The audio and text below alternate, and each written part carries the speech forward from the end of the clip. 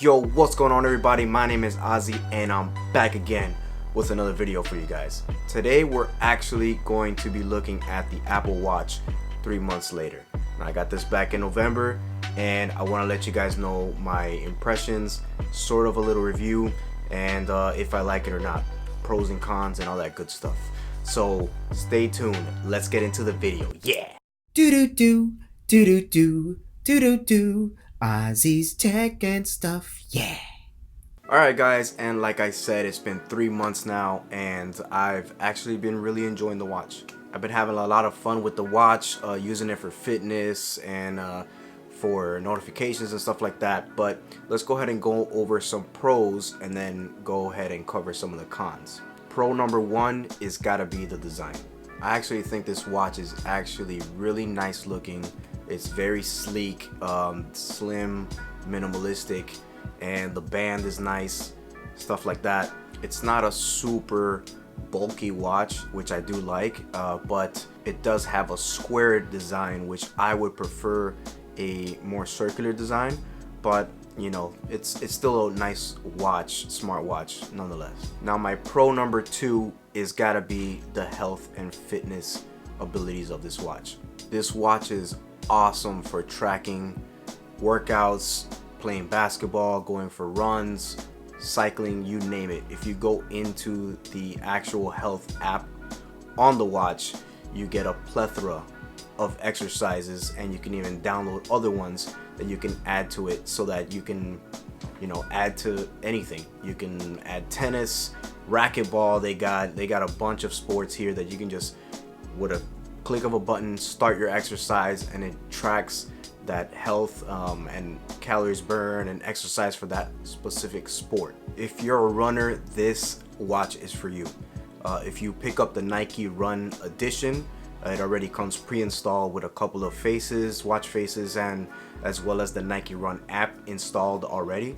But if you don't, you can always go into the App Store and download the Nike Run app, and this app is amazing for running. I just recently started using it on my joggings and it is amazing.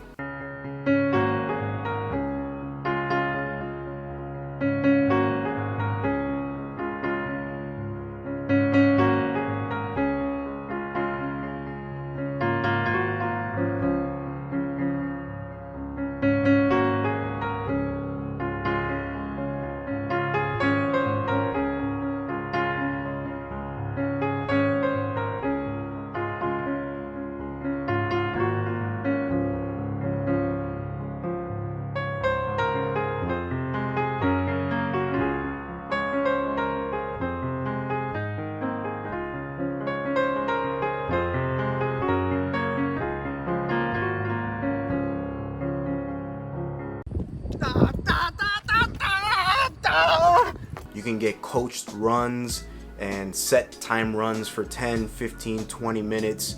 You can do 5Ks, 8Ks, everything like that. It's amazing. And you get cheers and everything like that. It lets you know on every mile. You can set it up to do anything on that Nike Run app. So I use that for running, and the Native Health app for everything else. One thing that the watch has that is actually quite addicting is the closing of the activity circles.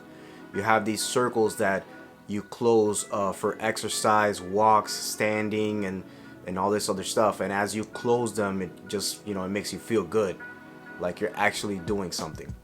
You can challenge your friends, you can challenge other people to who can close the most rings in a month, and it's actually a great way to incentivize people to get up and get moving. Another pro that I found with this watch is all the notifications that you can receive. Now actually on my watch I have turned off a lot of notifications. I just left the few essentials like phone call, text messaging, my personal email, just a couple of things that I want to get notified on my watch, because I'm getting notified all day on my phone. I don't want to have both of them going off at the same time. So I went ahead and turned off the notifications. But if you go through the list, there's a bunch of apps that you can turn on notifications for your Apple Watch. That's a great thing that Apple has done to integrate both the devices, both iPhone and Apple Watch, to just work together cohesively giving you notifications at your heart's desire. Just an honorable mention, it's not a big deal, but the walkie-talkie app on the watch itself is actually pretty fun to use. I'll just walkie-talkie a couple of my friends or my family members. It brings me back to those old school Nextel phones that you'll be able to walkie-talkie with your friends, and it's just a pretty cool thing just to banter back and forth with family and friends on this walkie-talkie app. Another cool thing is that you can reply to text messages. You can now, I believe, reply to WhatsApp messages, and you can accept calls. You can call on the Apple Watch. Now I have the Wi-Fi version only, but if you have the cellular version, you can basically just leave your phone at home and your watch acts as a phone. And there's actually a couple people that have done tests that they leave their phone at home and they just use a full day on the watch. It's not ideal, but it works, so at least you have that option. Another good thing that the watch has is that it's sweat and water resistant or splash resistant. So that means that if you're out on playing a sport outside, or you're out sweating a lot, maybe it's raining, if you're jogging, it can withstand the wetness and not damage the watch. Now I heard that you might be able to take this swimming. I haven't tried it yet, and I'm actually terrified to try it, so I won't be trying it since I actually did pay my money for this watch. So if you're looking for a swimming tutorial with this watch, you might need to look at another channel to see if they've done it. I won't be doing it, sorry guys. Just closing to the last two of my pros on here is the SOS feature. So it can detect if you fell or you have fallen, and it'll ask you, are you okay? If you don't respond in a certain amount of time, it will go ahead and call 911. I did see that in the news there was someone that basically their life was saved because of this feature.